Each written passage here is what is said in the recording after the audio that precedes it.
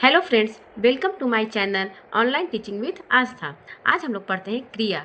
क्रिया किसे कहते हैं, क्रिया की परिभाषा जानेंगे, उसके टाइप्स प्रकार भी जानेंगे। आज हम लोग क्रिया के बारे में डिटेल से पढ़ते हैं। क्रिया किसे कहते हैं, जिन शब्दों से किसी काम को करने या होने का पता चले उसे हम लोग क्रिया कहते हैं। जिन शब्दों से किसी काम को करने या होने का पता चलेगा उसे हम लोग क्रिया कहते हैं। जैसे इसका एग्जाम्पल क्या क्या है, जैसे पढ़ना, लिखना, खाना, पीना, ये सब क्या है, क्रिया है। ये सब क्या है, कोई काम को करने का पता चल रहा है। जैसे हम लोग क्या कर रहे हैं, अभी पढ़ रहे हैं, तो पढ़ना एक तरह का क्रिया हो जाएगा। लिखना, लिखना हम लोग अभी लिख रहे हैं, तो ये भी एक तरह का काम है, तो एक क्रिया है। खाना, पीना, ये सब क्रिया है। क्रिया का प्रयोग, क्रिया का कहाँ कहाँ प्रयोग होता है उसे हम लोग देखते हैं। क्रिया का प्रयोग एक वचन और बहुवचन दोनों में होता है। कोई भी वचन रहे, एक वचन हो या बहुवचन हो, दोनों में हम लोग क्रिया का प्रयोग करेंगे। क्रिया के बिना कोई भी वाक्य अधूरा होता है। कोई भी वाक्य हम लोग लिखते हैं उसमें क्रिया अवश्य ही रहेगा, उसके बिना कोई भी वाक्य अधूरा होता है। कर्म के आधार पर अब हम लोग क्रिया के भेद देखते हैं। कर्म के आधार पर क्रिया के कितने भेद होते हैं, 2 भेद होते हैं। कर्म के आधार पर क्रिया के 2 भेद होते हैं। कौन कौन से होते हैं वो भी हम लोग देखते हैं। फर्स्ट वन होता है, पहला होगा सकर्मक क्रिया और दूसरा होगा अकर्मक क्रिया। कर्म के आधार पर क्रिया के कितने भेद होते हैं, कर्म के आधार पर क्रिया के 2 भेद होते हैं, सकर्मक क्रिया और अकर्मक क्रिया। फर्स्ट वन देखते हैं हम लोग, सकर्मक क्रिया किसे कहते हैं, जिस क्रिया के साथ कर्म जुड़ा हुआ हो उसे हम लोग सकर्मक क्रिया कहते हैं। सकर्मक मीन्स कर्म के साथ है। कोई भी क्रिया जिसके साथ अगर कर्म जुड़ा हुआ होगा वह उसे हम लोग कहेंगे सकर्मक क्रिया। सकर्मक मीन्स कर्म के साथ है। जैसे इसका एग्जाम्पल देखते हैं, राम आम खाता है। राम क्या खाता है, आम खाता है, तो ये क्या है, कर्म है। आम क्या है, कर्म है, तो राम आम खाता है। राम क्या खाता है, इसका आंसर भी मिल रहा है हमें, तो यह आम खा रहा है, तो यह कर्म के साथ है, तो सकर्मक क्रिया हो जाएगा। दूसरा एग्जाम्पल हम लोग देखते हैं, श्याम किताब पढ़ता है, तो इसमें क्या है, सकर्मक क्रिया कर्म के साथ, तो यहाँ कर्म क्या हो जाएगा, किताब। तो श्याम क्या पढ़ रहा है, किताब पढ़ रहा है, तो इस वाक्य में कर्म के साथ है, इस वाक्य में क्रिया के साथ कर्म, आम और किताब जुड़ा हुआ है, इसलिए हम लोग सकर्मक क्रिया कहते हैं। अब हम लोग सकर्मक क्रिया के भेद देखते हैं। सकर्मक क्रिया के कितने भेद होते हैं, 2 भेद होंगे। कौन कौन सा होंगे, सकर्मक क्रिया के 2 भेद होते हैं, एक कर्मक क्रिया और द्विकर्मक क्रिया। सकर्मक क्रिया के 2 भेद कौन कौन से होंगे, एक कर्मक क्रिया और द्विकर्मक क्रिया। अब हम लोग आगे देखते हैं,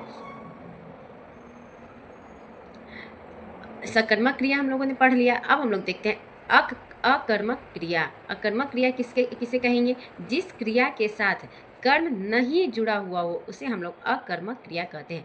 अकर्मक मीन्स बिना कर्म का जो भी क्रिया रहेगा वह हम लोग अकर्मक क्रिया कहते हैं। जिस क्रिया के साथ कर्म नहीं जुड़ा हुआ हो उसे हम लोग अकर्मक क्रिया कहते हैं। इसका और परिभाषा देखते हैं, कर्म रहित क्रिया को अकर्मक क्रिया कहते हैं। जैसे राम खाता है, तुषार हंसता है, सौरभ गाता है, तो इसमें क्या है, कहीं भी कर्म दिख रहा है, नहीं दिख रहा है। राम क्या खाता है, इसका आंसर नहीं मिल रहा है।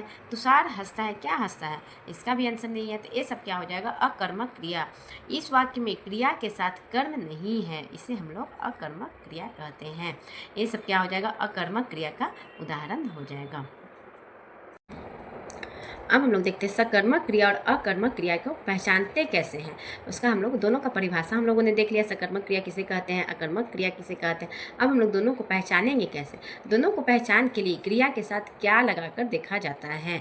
कोई भी वाक्य अगर दिया रहेगा उसमें अगर हम लोग को सकर्मक क्रिया पहचानना है या अकर्मक क्रिया पहचानना है तो उसके साथ हम लोग क्रिया के साथ हम लोग क्या लगाकर देखते हैं। अगर यदि उत्तर मिल जाए तो सकर्मक क्रिया, न मिले तो अकर्मक क्रिया कहते हैं। प्रयोग की दृष्टि से क्रिया के 5 भेद होते हैं।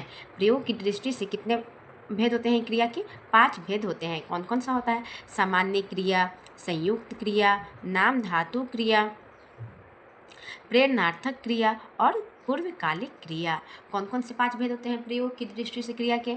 फर्स्ट वन हो जाएगा सामान्य क्रिया, संयुक्त क्रिया, नाम धातु क्रिया, प्रेरणार्थक क्रिया एंड पूर्वकालिक क्रिया। ये सब हो जाएंगे प्रयोग की दृष्टि से क्रिया के भेद।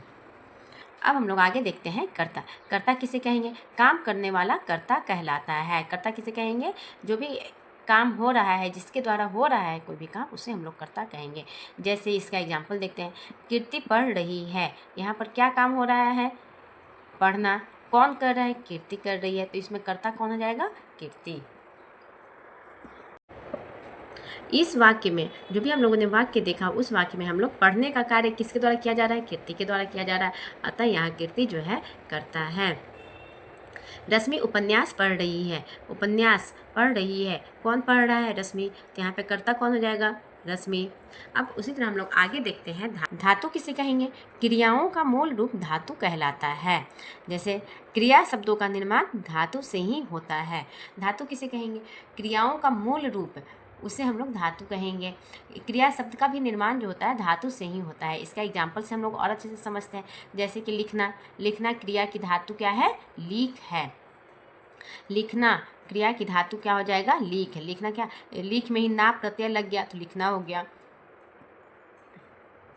धातु जो होता है क्रिया शब्द के मूल में ही होता है। जैसे लिखना है तो इसमें क्या है? लिख, तो ये मूल धातु हो जाएगा, धातु हो जाएगा। जैसे धातु क्या क्या हो सकते हैं? खा, जा, पढ़, चल, खेल आदि, ये सब क्या है? मूल धातु हो जाते हैं। इसी में प्रत्यय लगा करके अलग अलग प्रकार का क्रिया बनाया जाता है। जैसे लिख धातु से क्या क्या बन सकता है? लिखना, लिखता, लिखवाना, लिखवाया, जा से जाओ, खा जाओ, जाना, ये सब क्या हो जाएगा? पढ़, पढ़ना, पढ़ता, पढ़वाया, पढ़वाना, ये सब क्या हो जाएगा? मूल धातु से क्रिया का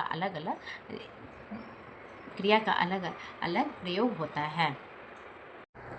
सबसे फर्स्ट क्वेश्चन हम लोग देखते हैं, जिस शब्द से काम करना या होने का पता चलेगा उसे क्या कहते हैं?